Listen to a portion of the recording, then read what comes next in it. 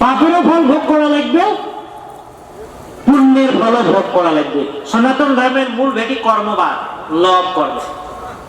যায় যেমন কর্ম কর্ম তার ফল ভোগ করা লাগবে। আর এই ফল ভোগ করার জন্য ধরাধামত পুনরাপি জননং পুনরপি মরণং। সনাতন ধর্ম জন্মান্তরবাদ স্বীকার করে, জন্মান্তরবাদ স্বীকার করে। যেমন ইসলাম ধর্ম জন্মান্তরবাদ নাই, ইসলাম ধর্ম জন্মান্তরবাদ নাই। উমরে যায় যায় মরবে, মরলে কব্বর গৃহ থাকবে, উমরে কব্বর গৃহ থাকবে, ওই আত্মাটার আর জন্ম হবার নয়। পার্থক্য দেখো, আমরা কিন্তু জানি না। ইসলাম ধর্ম মতে কি হবে, একটা মানুষের জন্মগ্রহণ করলে তারপরে যখন মৃত্যুবরণ করবে কব্বরখানা নিয়ে গেল, নিয়ে যায় সুন্দর করে নামাজ টামাজ পাইলে পাড়িয়ে কব্বর দিয়ে তুলি। ইসলামের থাকিও শিক্ষণীয় আছে কিন্তু, যে ইসলামের যেটা মরা কব্বর দিবে নিয়ে যায় এত সিস্টেমেটিক নিয়ম, সেটার থেকে আমরা সনাতন ধর্মীগুলো শিক্ষা নেওয়া উচিত। উমরে কি করে, সুন্দর করে গা পা ধুয়ে ড্রেস পরিয়ে কব্বরত যায় মরাটা নিয়ে, সবাই আল্লাহর নামত ইবাদত করে, নামাজ পড়ে, যাতে যাতে মুক্তি হয়ে যায় না, আল্লাহ যাতে কৃপা করে। আর তাই যদি কিবা ঋণ টিন দিছে, ঋণ মুক্ত করে দেয়। তারপরে কি হয়, কব্বর গৃহতে ওই আত্মাটা থাকি যায়। যেদিন হাসরের ময়দানে আল্লাহ নামি আসবে, 50,000 বছর উমের কি হবে, বিচার চলবে। ওই বিচারত আল্লাহ যে দেখতে হয়েছে দোজক নালে বেহেশত হবে। কিন্তু এই মরার পরে আত্মাটার জন্ম হবার না। কিন্তু আমার সনাতন ধর্ম কি, আমার সনাতন ধর্ম কি, আমরা মরার লগে লগে আত্মাটা লিঙ্গ শরীর হয়ে যায়।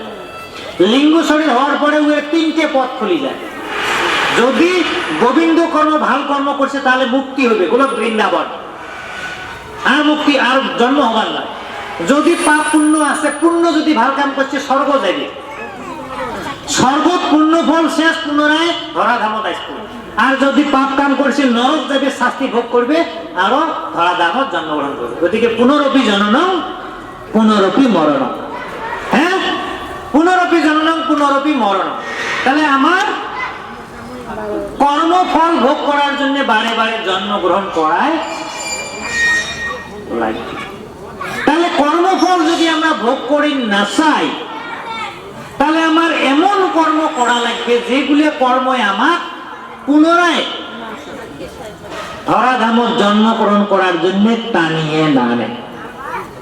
যেগুলো কর্ম করলে ধরাধামত জন্মগ্রহণ করা লাগবে, কষ্ট ত্রিতাপ জ্বালা সহা লাগবে, এই কর্মগুলি আমরা বাদ দেওয়া লাগবে। যে কর্ম করলে আমরা গোলক বৃন্দাবন গোবিন্দ লাভ কর্ম মুক্তি হবে, সেই কর্ম করা লাগবে। হ্যাঁ, এটি হচ্ছে লব কর্ম, কর্মবাদ সনাতন ধর্মের, এটি আমার মূল ভেটি। তাহলে গীতা কইছে ক্ষণমহি জাততিষ্ঠং ন কর্মকৃত, কাও 1 মিনিট সময় কাম না করা করি বাসি থাকি না থাকি। তাহলে কর্ম কেন করে করা লাগবে, কর্ম কেন করে করা লাগবে,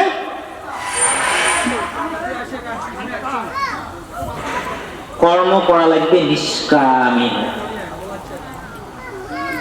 তাই না বলে কর্মই বন্ধনের মূল। মই বারে বারে এই কথাটা কম, যেটাই যাম সময় পেলে এইটা টানিয়ে আনন্দ। কর্মের কথাটা কম কেন, আমরা সংসারী জীব, আমরা কর্মবদ্ধ জীব, আমার তো কর্ম করা লাগবে। সাধুগুলো কয় কর্মের বন্ধনের মূল। আল্লাহ দেখো তো কি জ্বালা কেন, কর্মই যদি বন্ধনের মূল, তাহলে আমার কর্ম বাদ দেওয়া লাগবে। আমার যদি কর্ম বাদ দেই, সৈন্য কেন করি, কন্ট্রাডিক্টরি কথা না, পরস্পর বিরোধী কথা। এই বস্তুগুলোতে আমার বেমেজালির সৃষ্টি হয়। শাস্ত্রে কইছে, সাধু কইছে কর্মই বন্ধনের মূল, তাহলে কর্ম বাদ দেওয়া লাগবে। কর্ম বাদ দিলে কর্ম কেন করি, কৃষি যদি না করি, বাজার যদি না করি, যে কোনো যদি কাম না করি, কর্ম কেন করি, কথাটা কন্ট্রাডিক্টরি নয়, আমার বুঝের তার জন্য।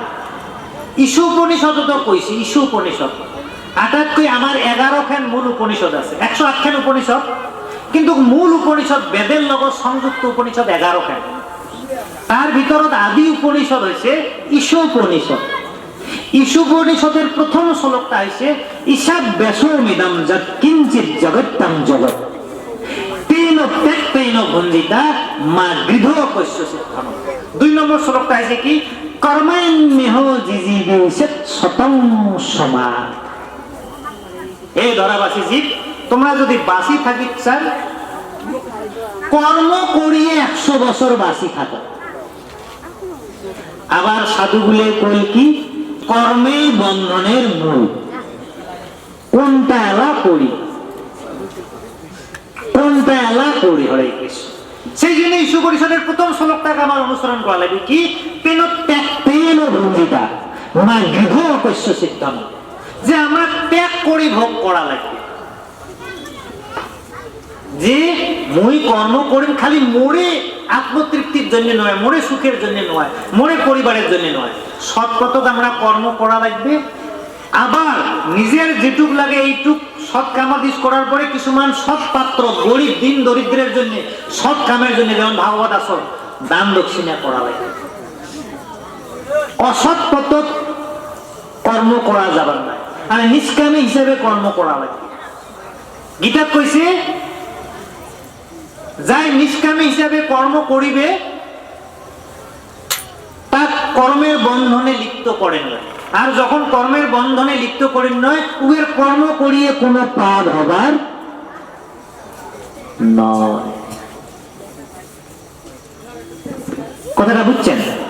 বুঝেন নাই? ওই যে অমুক পদ্ধনির বাড়ির একটা চাকরিয়াল থাকে, নারায়ণ পদ্ধনির বাড়ির একজন চাকরিয়াল থাকে।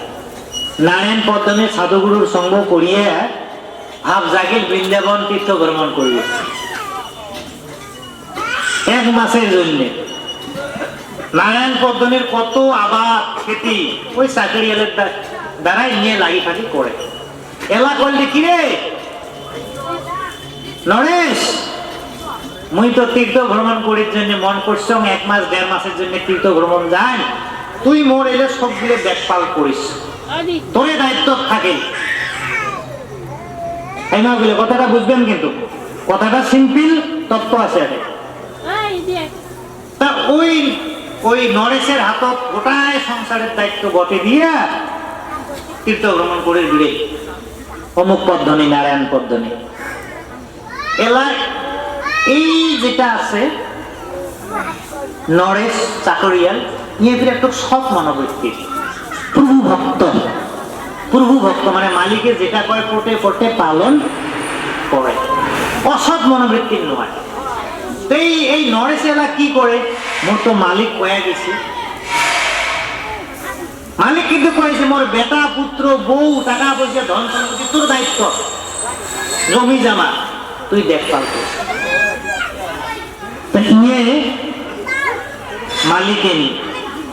মালিকের নাখান জ্ঞান করে, ওই মালিকের পুত্রের নাখান করে আলপোয়া প্রেম দেয়।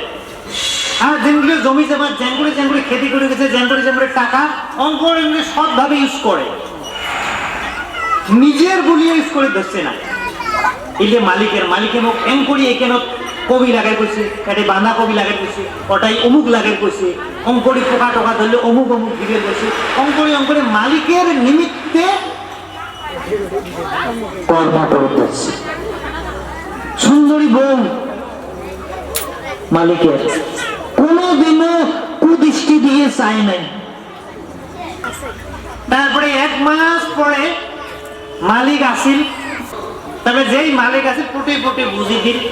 তাহলে নিয়ে যে সমস্ত কর্মগুণা করলে কেন করি, মালিকের নিমিত্তে, নিজের নিমিত্তে নয়। তাহলে আমরা কর্ম করা লাগবে সংসার পরম পুরুষ মালিকের নিমিত্তে, যে মালিকের সংসার মুই নিমিত্ত মাত্র। গতিকে কর্মের ফল ত্যাগ করিয়ে নিষ্কামী হিসেবে মোর কর্ম করে যাওয়া লাগবে। আমরা যখন ফলাসক্ত হব তখন কর্মের বন্ধন লিপ্ত হব। আমরা যখন ফলাসক্ত হবার নয়, কর্মের বন্ধনে আমার লিপ্ত করে পাবার। গতিকে যাতে ফলাসক্ত হয়ে না পড়ি, তার জন্য আমরা কি করা লাগবে?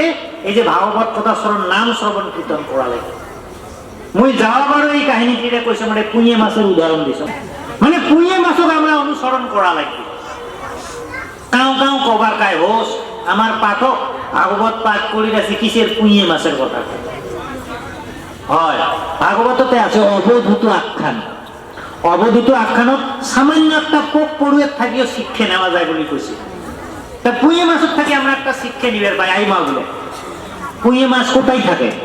বাবা গুলো ভেড়ের তলত যায় মাছ মারে, ভেড় ফোকড়ায়, ভেড় ফোকড়াইতে ফোকড়াইতে পুঁয়ে মাছ ভস্লুত করে বেরিয়েছে, হয় না? যখন পুঁয়ে মাছটা ভস্লুত করে বেরিয়েছে, পুঁয়ে মাছটা ধরি বাটির থয়ে ফলাই থয়ে যার মাছ ধরতেছে তার হাতখান কিন্তু ভেড় দিয়ে একেবারে ভর্তি, কিন্তু পুঁয়ে মাছটার গাতে না ধ্যান নাই, বাসা কোটাই ভেড়ত, পুঁয়ে মাছটার বাসা কোটাই ভেড়ের তলত। যাই মাছ ধরে গেল তার হাত মানে ভেড় দিয়ে নেড়ে বেড়া, অথচ ভেড়ত বাসা পুঁয়ে মাছের গাত ভেড় নাই। এটা আবার কেমন কথা? ওইটাই আমার শিক্ষণীয় কথা। তাহলে আমরা সংসার রূপ ভেড়ত। এই যে সংসার কেন কি? ভেড়, কাম, ক্রোধ, লোভ, মোহ, বিষয়, বাসনা, মাছুরি জইলে হয়েছে ভেড়। এলে ভেড় যতই সাবন লাগান, সাবন দিয়ে এলে ভেড় ধোয়া যায় না। যেমন আজি মুখ বাইরা ভেড়হীন দেখি ধরছেন না, পরমেশ্বর পুরা সাজিয়েছে মহা সাধু, কিন্তু মোর ভিতরে যে কত ভেড় আছে, কাম, ক্রোধ, লোভ, মোহ, এই ভেড়গুলি সাবন দিয়ে সাপ দিয়ে ধোয়া যাবে না। তাহলে এই ভেড়গুলো কেন করে ধোয়া যায়? এই ভেড়গুলো ধোয়া যাবে একমাত্র ভাগবত কথা শ্রবণ, সাধুগুরুর সেবা আর মহানাম শ্রবণ কীর্তন। মহানাম শ্রবণ কীর্তন করিলে মনের মহিলাগুলো দূর হয়ে যাবে, মনের ভেড়গুলো দূর হয়ে যাবে। গীতা কইছে ত্রিবিধং নরকস্যিদং দ্বারং নাশং আত্মানঃ কামো ক্রোধ লোভস্তস্মাদেত্রয়ং তেজেৎ। হে অর্জুন, তিনটে নরকের দ্বার বলে জানো, কাম, ক্রোধ আর লোভ। এই তিনটের একটাও যদি কারো প্রবল হয়, সেইকে বস্তু ওই মানসিকে নরকগামী করে পায়। আর যার তিনটে প্রবল থাকে তার তো কথাই নাই, তার তো কথাই নাই। তাহলে এই কাম ক্রোধ লোভ মোহ গুলো কেন করে দূর করবো? এই যে ভাগবত শ্রবণ কীর্তন, বিশেষ করে নাম নাম নাম নাম নাম শ্রবণ। তাহলে পুঁয়ে মাছটা ভেড়ত থাকে, তার মানে পুঁয়ে মাছটার গাত এমন একটা বিজলীয় পদার্থ আছে, পিছলে বস্তু, মানে যখন ভেড়ত ঢোকে বিজলীয়টা ভেড়টা কাটি দেয়, শক শকা আয়া থাকে। মানে পুঁয়ে মাছ ওই শরীরের প্রোটেকশন ডেভেলপ করছে, শরীরের যাতে ভ্যান না লাগে তার প্রোটেকশনটা গ্রো করছে, ডেভেলপ করছে। সেই জন্য ওই ভেড়ত থাকিও ওই হাত গাত ভ্যান না নাই। আর যায় মাছ মারির গেছে ওই রকম প্রোটেকশন নাই, ওই হাতত ওর দিকে ভেল লাগে। তাহলে আমরা সংসার রূপ ভেড়ত আছি। তাহলে ওই পুঁয়ে মাছের নাকান প্রোটেকশন আমার একটা গড়ি তোলা লাগবে। তখন আমরা বিষয় বাস্তার থাকিলেও মদে আমার আসক্ত করি পাবার নয়, লোভে আমার আসক্ত করি পাবার নয়, জুয়ে আমার আসক্ত করি পাবার নয়, যে কোনো বেয়া বস্তু আমার আসক্ত করি। যেমন তোমরা গুলে আছো, কোনোদিন মদ খাবার ইচ্ছে যায় তোমার? যায়। কোনোদিন জুয়ে খেলার ইচ্ছে যায়, কিন্তু যায় মদারু। যতই ভালো জায়গা থাকুন না এখানে, ওটাই মদ, ওটাই জুয়ে। হরে কৃষ্ণ, সারাটা চুপ করবেন। তাহলে আমরা এই প্রোটেকশনটা কিসের গড়ি তুলব? এই প্রোটেকশন আমরা কিসের গড়ি তুলব? এই প্রোটেকশনটা গড়ি তুলব আমরা গোবিন্দের নাম দিয়ে। আমরা গোবিন্দের নাম দিয়ে আমরা এই প্রোটেকশনটা গড়ি তুলব। কারণ কলিযুগের যুগ ধর্ম নাম, কলিযুগের যুগ ধর্ম নাম, আর গোবিন্দ পাওয়ার একমাত্র উপায় হচ্ছে ভক্তি। গীতাত কৈছে অষ্টাদশ অধ্যায়, পুরুষ সব পর পার্থ ভক্তা লভ্যস্তু অনন্যয়া যস্য অন্তঃস্থানে ভূতানি যেন সর্বমিদম তত। যে পুরুষক আশ্রয় করে গোটেই বিশ্ব ব্রহ্মাণ্ড চলি আছে, আর গোটেই বিশ্ব ব্রহ্মাণ্ড যে পুরুষ ব্যক্ত হয়ে আছে, মানে জীবের ঘটে ঘটে গোবিন্দ আছে তো ব্যক্ত হয়ে আছে, সেই পরম পুরুষক একমাত্র ভক্তির দ্বারা পাওয়া যায়। এই ভক্তিকে কিসে জাগরিত হয়? নামের দ্বারা। সেই জন্য প্রেমানন্দ মহারাজ কইছে, ইউটিউবত দেখেন না, প্রেমানন্দ মহারাজ বৃন্দাবনের জ্বলন্ত সাধক পুরুষ, মানে উয়ের দেহা রাধাময় প্রেমময় গোবিন্দময় হয়ে গেছে।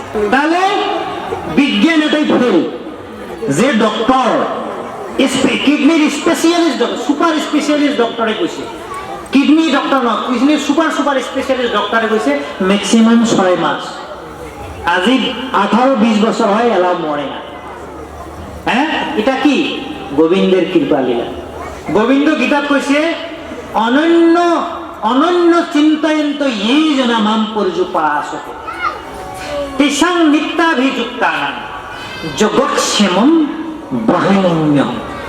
যাই অনন্য ভাবে একান্ত ভাবে নিত্য যুক্ত হইয়া মোর নাম শ্রবণ কীর্তন করে, মুখ ভজনা করে, তার সমস্ত দায় দায়িত্ব বিপদ আপদ পালন করেন। জয় জয় রাধে গোবিন্দ প্রেমানন্দ হরি।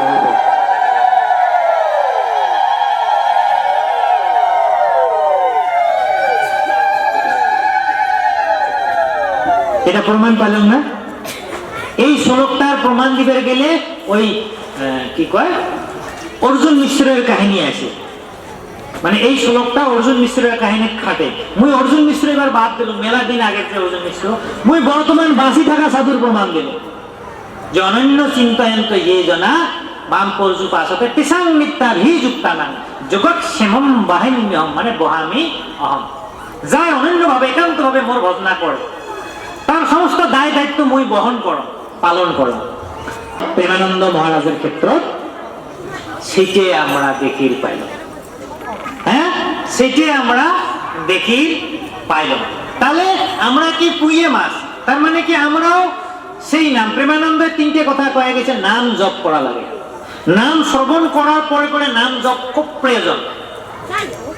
নাম জপটা খুব প্রয়োজন, কারণ নাম জপ 3 প্রকারের হয়। দেখো, এই যে তোমার কালকে থাকি হবে উচ্চ স্বরে নাম একটা, বা হরে কৃষ্ণ কৃষ্ণ কৃষ্ণ হরে হরে, হরে রাম রাম নাম হরে, এটি একটা নাম উচ্চ স্বরে। এই নামে কোটি কোটি পাপ দূর করে দেয়। আবার এটি নামত থাকি উপাংশ জপ থাকে ডাবল গুণ, ট্রিপল গুণ, বেশি গুণ। উপাংশ কোনটা? উপাংশ কবার পায়? দাঁত অল্প ফাঁক থাকতে জীবের মাথাখান উপরে পারে দাঁতের বড় যায় লাগবে, মনে মনে কাউ শুনিন নয়, খালি নিজে শুনবে, মনে মনে কৃষ্ণ কৃষ্ণ রাম রাম বা রাধা রাধা, যাক যেটা নাম ভালো লাগে, যাক যেটা নাম ভালো লাগে। নাম তোমরা কৃষ্ণ নিবের পান, রাধাও নিবের পান, রামও নিবের পান, বিষ্ণু নিবের পান, নারায়ণ নিবের পান, শিব নিবের পান, শাম্ব সদাশিব নিবের পান, যাক যেটা ভালো লাগে। নামত বাধা না, কারণ এর বিভিন্ন মতালব্বী আছে, কিন্তু নাম জপ করা লাগে। কিন্তু এই উপাংশ জপটা বেশি শ্রেয়। এই উপাংশ জপের পরে কি হবে? আবার অজপা সিদ্ধ হবে। অজপা সিদ্ধ, একবার অজপা যদি সিদ্ধ হয়, মানে প্রেমানন্দ মহারাজ বর্তমান অজপা সিদ্ধ। এবার যদি ডাক্তার উবের ওইটা দিয়ে প্রমাণ করে, বুকো লাগায়, উবের ওটাই ধনী নিশ্চয় ওই রাধা রাধায় আসবে, যেটা আমার গুরুদেবের আছে। কৃষ্ণানন্দ ব্রহ্মচারীদেব মানিকপুর আমার গুরুদেবের ওইটি আছে। ওই একটা কাহিনী কম, কাহিনী নয়, জীবন চরিত্র পাইছ। বিজুলি আই জানেন না? যাই জানেন, বিজুলি সেবক আছে আর কপিল প্রভু। তা গুরুদেবের একদিন কি হয়েছে, জ্বর আসছে, তো তা সাধারণত আমরা লৌকিক যে সেবক, যেই গুরুদেবের জ্বর আছে আমরা একটা ডাক্তার ডেকে আনছি, গুরুদেবের খুব জ্বর। তা গুরুদেবের কি গুরুদেবের একটা ডেইলিকে ভক্তবৃন্দ সমাগম হয় আশ্রমত, আর ওই কৃষ্ণ কথা কয়। যেদিন গুরুদেবের কৃষ্ণ কথা কবার না পায় শরীরটা ওদের খারাপ হয়। আমরা যেমন ভাগবত কথা শুনে গেলে বলে আমার ঠান্ডা লাগে, জ্বর ধরে, সর্দি ধরে। গুরুদেবের আমার উল্টে আছে, যতই ঠান্ডা হোক যতই কি হোক, কাকু যদি ভাগবত কথা শ্রবণ করে পায় নাই, কবার পায় নাই, তাহলে শরীর খারাপ হয়। সেদিন সেই জ্বর আসছে, ভয় খাচ্ছে, ওই ঘোরের একটা ডাক্তারও ডেকে আনছে, গুরুদেব থাকছে, ওই বুক টুক জাম হচ্ছে নাকি প্রমাণ করে, ডাক্তার যেটা করে একবার লাগে দেয় কৃষ্ণ কৃষ্ণ হরিরাম, কৃষ্ণ কৃষ্ণ হরিরাম, এই ধ্বনি উঠে। মুখ দিয়ে কিন্তু নাই, মুখ বন্ধ। কি দুইবার লাগে দেয় আরো কৃষ্ণ কৃষ্ণ হরিরাম, কৃষ্ণ কৃষ্ণ হরিরাম। তুই চিনতে পারে ডাক্তার, আমি কি শুনে দেখছো